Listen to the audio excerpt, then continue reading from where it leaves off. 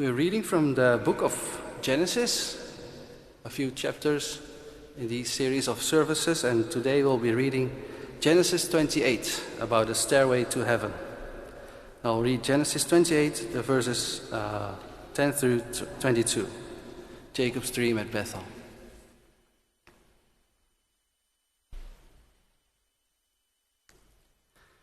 When he reached a certain place, and that's Jacob, he stopped for the night because the sun had set. Taking one of the stones there, he put it under his head and lay down to sleep. He had a dream in which he saw a stairway resting on the earth, with its top reaching to heaven, and the angels of God were ascending and descending on it. There above it stood the Lord, and he said, "I am the Lord, the God of your father Abraham, and the God of Isaac. I will give you, your descendants, the land of which you are lying. Your descendants will be like the dust of the earth, and you will spread out to the west and to the east, to the north and to the south. All peoples on earth will be blessed through you and your offspring. I am with you, and will watch over you wherever you go, and I will bring you back to this land. I will not leave you until I have done what I have promised you." When Jacob awoke from his sleep, he thought, "Surely the Lord is in this place, and I was not aware of it." He was afraid and said, "How awesome is this place! This is none other than the house of God. This is the gate of heaven." Early the next morning, Jacob took the stone he had placed under his head and set it up as a pillar and poured oil on top of it. He called that place Bethel, though the city used to be called Luz. Then Jacob made a vow, saying, "If God will be with me and will watch over me on this journey I am taking, and I will give me food and clothes to wear, so that I return safely to my father's household, then the Lord will be my God, and this stone that I have set up as a pillar will be God's house. And of all that you give me, I will give you a tenth." This is the word of the Lord. So, time for the sermon.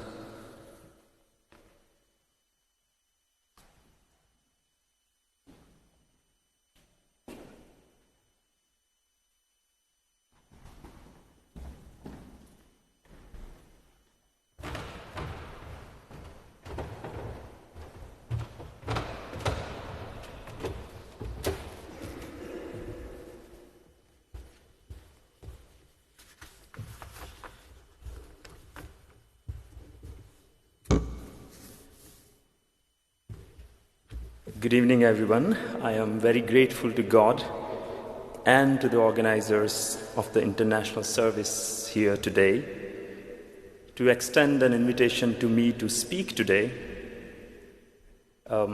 Just to anchor my message this evening into the larger theme of the year, let me remind you of what we have been considering for past few months or this year.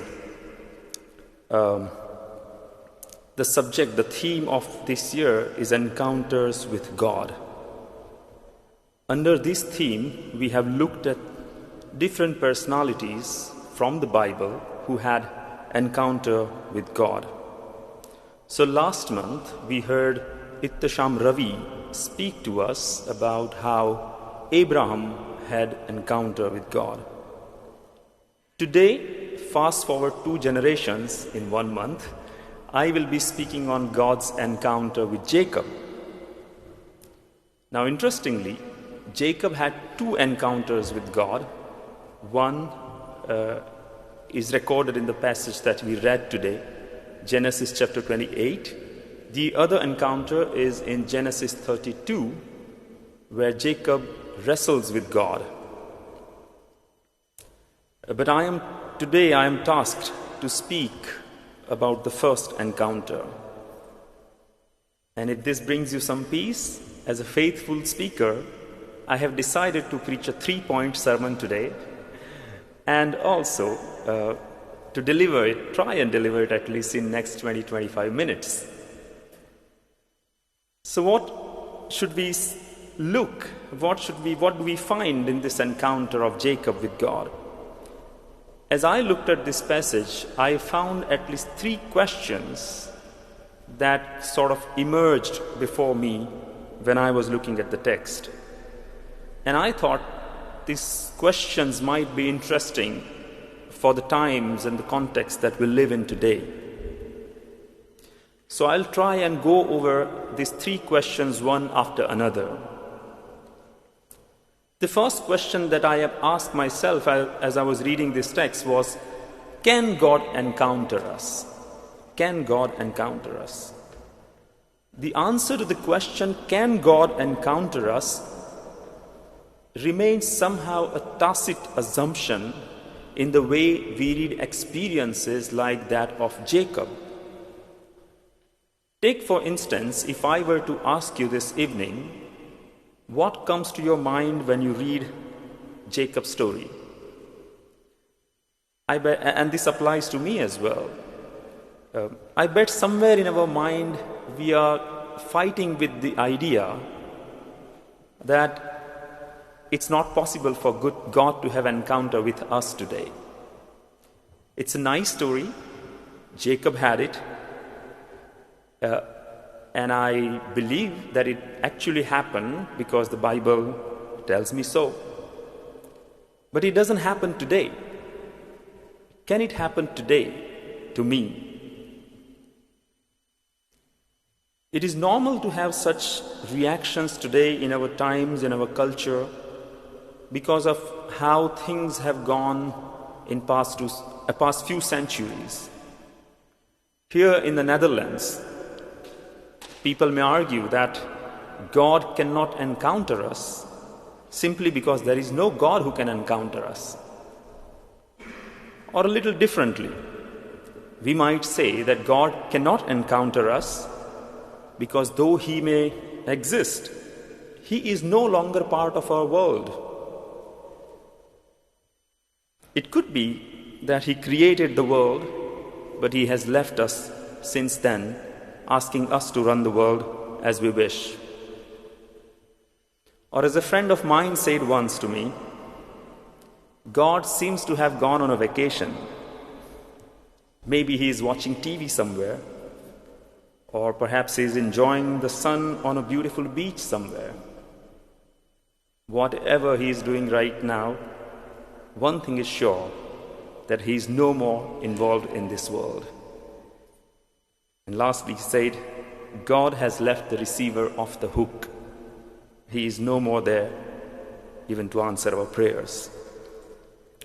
A popular British philosopher has written a book, and the name of the book is How the World Thinks. Here he tells a story of a Maori from New Zealand, a man named Martinikerk, whom he meets once. And this is what the Maori man tells him when they encounter each other.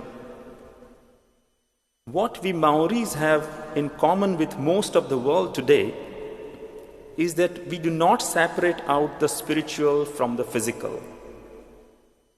And he further adds, I think that's what makes Europe different. You are the ones who have separated it out. And then almost angrily he says, you are the ones who are abnormal. Bagini further comments that the dualism of this world and God, as if God is very far from our world, is a distinctive feature of Western philosophy. Now, Bagini may be right in pointing us to the obvious that in our society today, we have ordered everything so tightly so that we can have control over it, so much so that even God has been assigned a place in our society. And it has become our job to make sure that God does not transgress His boundaries. Now that's a story of the Western society perhaps. But you have already recognized by my thick accent that I am an Indian, so I have lived in two different contexts. And so let me bring in something from my own context. From my own experience in the non-Western world, I also know that things are not entirely different there either. For instance, in many parts of the world, people often reject the idea of a personal encounter with God as something unnecessary, because it is assumed that God has already put a system in place that does everything that God is required to do or supposed to do, which makes God unnecessary and irrelevant. This system that God has put in place, it takes account of people's deeds, weighs them carefully, it prescribes them what their life should be, the place of birth, and their roles in society, and even their future birth and future place in society. And through it all, it is assumed that this system executes perfect justice. You can think of a kind of automated wheel of justice. The God of this system is no different from the God who has gone on holiday, as my friend put it. In Jacob's vision, God breaks down all these barriers of God and world separation. He invades our world and bridges human and divine worlds together. Many people in ancient world believed that heaven is an abode of God and gods and goddesses, and very distinct place from the earth. Mountains and hills became places of worship because people thought that these places offer proximity to heaven. They are the ones, they are closest to heaven. And therefore, this is where deities are found. Sometimes in the past, human desire was to rise above, not just to go to the mountains and hills, but also to rise above mountains and hills, as we see, and to conquer the very heavenly abode of God and goddesses, as we see in the story of Tower of Babel. Interestingly, this picture of the ladder or stairway from heaven is the inverse. It's an upside down picture of the Tower of Babel, revealing that God is interested not only reaching out to humanity, but even foreshadowing that eventually he will do so in Jesus Christ. So then, not just in ancient times, but in our times, not in just ancient socio-political religious context, but even in our context today, stories such as that of Jacob reminds us thunderously and powerfully, almost shaking us out of our sleep, that God can and does encounter us even today. Once we have opened ourselves to this fact that God can encounter us today, we may turn to this text in Genesis 28 and ask the remaining two questions, which I want to ask with you. If the first question was, can God encounter us? The second question is, why would God encounter us? Why would God encounter us? From the story that we have read today, I want to point out at least three reasons why, or three ways in which God encountered Jacob, and glean those insights perhaps for our own relationship with nature, and ask ourselves why God would encounter us.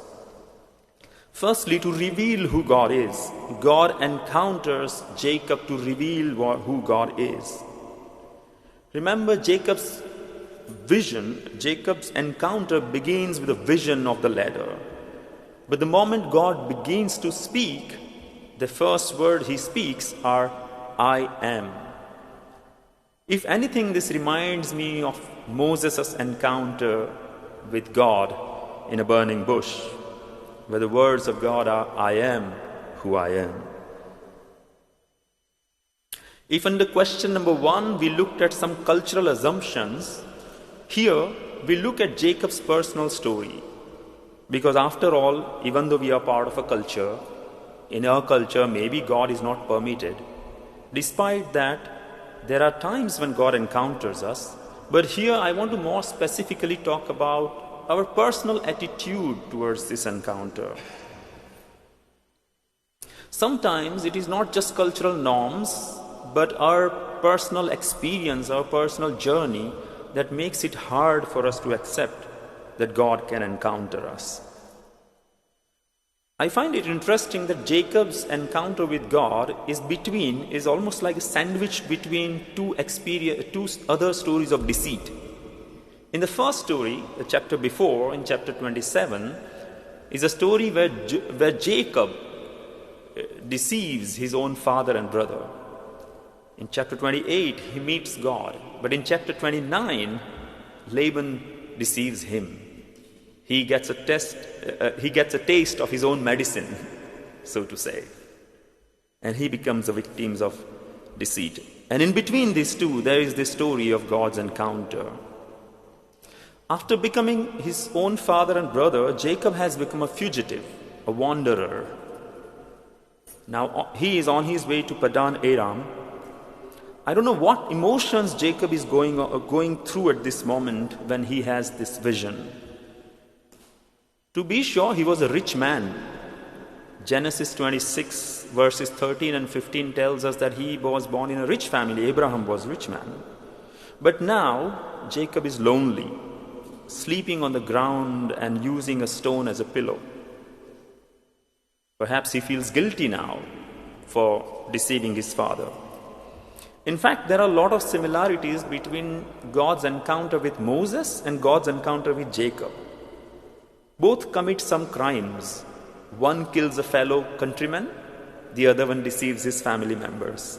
Both are fugitives, one for 40 years and one for perhaps quite less than that.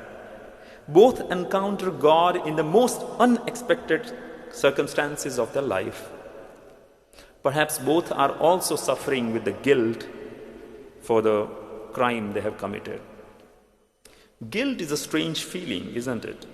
It can open us to God, but it can also shut us to God. Because it breaks us down so much that we often feel that we are neither capable of being in the presence of God, nor would God allow and forgive us and allow us to be in His presence. Interestingly, in ancient times, in the Old Testament, and in many other cultures even today, the problem in God and our relationship is not that God is very far, but He is too holy to behold. He is too holy to be in relationship with. People often considered God present in the world, but His holiness was something that separated Him from the rest of the humans. This is what we see in Isaiah chapter 6, in the experience of Isaiah, who says that, woe to me when he sees God. Just now we also alluded to Moses' encounter with God. God meets Jacob, God meets Moses, God meets Isaiah. And by meeting all these people, He confirms that even when we are suffering from guilt and when we have shut ourselves from God, God is willing to stretch His hand, forgive us, and build relationship with us anew. But why just guilt? We humans build walls against God in many different ways. Sometimes we are victims of violence in some or other different way, and we do not want God to deal with it. Sometimes we do not want to share our power with God, and we shut ourselves from God. We try to avoid God. And yet, God shows up every time to remind us, as Francis Schaeffer's book title says, that He is there and He is not silent. But secondly, God also shows up to remind us the place we have in the history of God's interaction with humanity. You see, the first thing God says is, I am, and then immediately he says, God of Abraham and Isaac. As a runaway, I'm not sure Jacob would have even understand that he stands in the line of God's promises. Perhaps he heard it from his father that God had made promise with his father and his grandfather. But he might have ignored it because he was the younger one in the family. Now suddenly, after stealing the birthright, he has become the elder one, and perhaps he realizes that he has place in this promise. But now he is a fugitive, wondering if he would even survive night in the open. What do you do with birthright or right of the firstborn if you don't even know you will wake up next morning? But this is where God meets him to remind him that he is not alone, nor he is an isolated individual. Rather, God reminds him that he stands as an important person in the line of Abraham and Isaac, to whom God had made promises. Jacob is now heir of God's promises in line of Abraham and Isaac, just as we are continuing that line of today. To proceed further, God also shows up to remind Jacob of his destiny, not only to show who he is, not only to tell Jacob that he is part of this divine interaction with humanity, but also to show that Jacob has a destiny. In other words, Jacob is not only part of history of God's interaction with humanity, but he is an important key to what God is going to achieve for the nations of the earth in the plan and purpose of God. In verse 15, God promises that he will bless Jacob, that Jacob's children are going to be blessed, but even all the people on the earth are going to be blessed through him. Jacob is no more a purposeless wanderer, though he may feel so at that time and at that point. He is an important part of God's plan to bless the nations of the earth. As we think about and reflect on this, some thoughts, I wonder how often we ignore the connections that our life has with our past and with our future. What role and place we have in the history and future of God's interaction with humanity. Do we often remember this consciously when we get busy in the daily grind of life? Or as we hurriedly run from one place to another place in search of safety and protection like Jacob did? Perhaps this is also related to the cultural norm in our times that tells us that in our most intimate being, we are individuals able to decide for ourselves and live as we want, so that we can cut off ourselves from the past and from the future and think just about ourselves. But we often forget that through all our experiences, struggles and choices, and though we may not be able to see it now, we are part of God's divine initiative, that there is a chain of God's people standing behind us and a cloud of witnesses cheering us on to run this race, and that we do not do in and through our lives, and that what we can do in and through our lives is to bless the whole humanity and even beyond. We stand at that important juncture of God's work in the world. First question, can God encounter us? Second question, why would God encounter us? And we said three things: to show who He is, to tell us what is our place in history of humanity, and third one, where is our future? And the third and the last question, how does an encounter with God change us? How can an encounter with God change us? What we see further in this passage is when Jacob gets up, he does two things. Firstly, he consecrates the place, anoints it, renames it, so that is more to do with place and space. And secondly, he makes a vow. Consecrating a stone where something important had taken place was a custom of the time that Jacob lived in. And so, obviously, he follows that.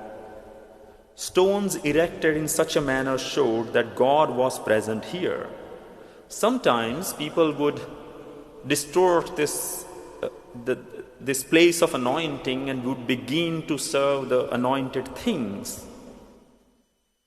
The stones would become objects of worship. When this happens, as we see in Exodus chapter 23 and verse 24, God himself commands people to tear them down, because they are supposed to be a reminder of God, not God in themselves. Jacob also renames this place from Luz to Bethel, which comes from the word Beth Elohim, meaning house of God. This is where God has been. This is where God is active. These things are very clear. The problem or the difficulty here is in the vow that Jacob makes in verses 20 to 22. If you notice in these verses, there are conditional clauses which says, if and then, if you do this, God, I will do that. And oftentimes we take a liberty to make such vows in our own life and tell God, if you do this, God, for me, this is what I'm going to do. To some people, this seems like a sign of distrust, sign of doubt. If you do this, God, as if God is not going to do it. Some commentators of the Bible, in fact, agree that Jacob is doubtful, and this is a negative trait of the hero of faith. However, there are also other commentators who believe that the clause if and then, or rather if, should have been translated as since, and then it would mean, since you have done this for me, I am going to do that for you. I do not consider it necessary to remove these clauses to show that Jacob had great faith, because Jacob also was a human being. Even though a hero of faith, he had his own weaknesses. However, in fact, I feel that though he used those conditional clauses, Jacob had actually become more open to God and to trusting God. Notice that when he talks back to God and makes a vow, he almost exactly quotes the words that God has promised him. So in essence, he's saying, if you do what you have just said, you will be my God, Bethel will be God's house, and I will give tenth of everything that you have given me. Faith is often a journey of relationship with God that comes with ups and downs, episodes of silence of God and his active presence, which makes vows like this from Jacob but a natural reaction to the vision of God. But then the question remains. My point is that how encounter with God changes us. And I wonder if anything has changed in Jacob here. Jacob still doubts God. And if you study the next few chapters, you will realize that people's attitude towards Jacob has also not changed. He deceived his father, in return he is deceived. He still doubted and cheated. His children are still troublesome. If you read the next chapter, you will realize that. Nothing much seems to have changed. But if you take this experience of Jacob as the beginning of a new journey that you find in the next few chapters, you realize that there is something that has changed. And that is this. The center of Jacob's orientation has changed. Symbolically thinking or speaking, from being a fugitive and a wanderer, Jacob has now become stationed at Bethel. In fact, if you read chapter 35 of Genesis, God brings Jacob back, and exactly what has happened in 28 also happens in chapter 35. God meets him, God promises something, reminds his promises, Jacob concentrates the place again, perhaps pours oil on the same stone if the stone was still standing. Again he builds an altar. Everything seems except the vision of ladder is missing here.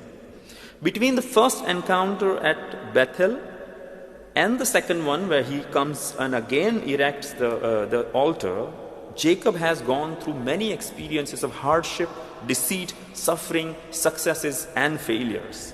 But through all the push and pull of life and the joys and sorrows of life, God has become a fellow traveler with Jacob now. Jacob recognizes this in Genesis chapter 35 and verse 3, and so when God tells him, "Let us go to Bethel," Jacob obeys. Jacob, once a fugitive and a runaway, has now found a place that he can call his own, a place around which his new life is oriented, the place where he met God. This becomes a central location that he can run for stability and protection and security amidst all the wanderings and struggles that life brings to him. As I conclude, let me remind you that God's encounter with Jacob is an encouragement to us that yes, God can encounter us even today. He encounters us for different reasons. In Jacob's case, there were different reasons. Perhaps for us, there are different reasons. But even today, he reminds us that our past, our present, and our future are secure in God alone. And that encounter with God gives us a new purpose and direction and a stable place from where our life can orient. Let me also mention in just few lines that this episode of God's encounters foreshadows Jesus in more than one way, who became a stairway and a bridge between God and humanity, the true God-man, and has made this entire world his Bethel, his new house, through his Holy Spirit.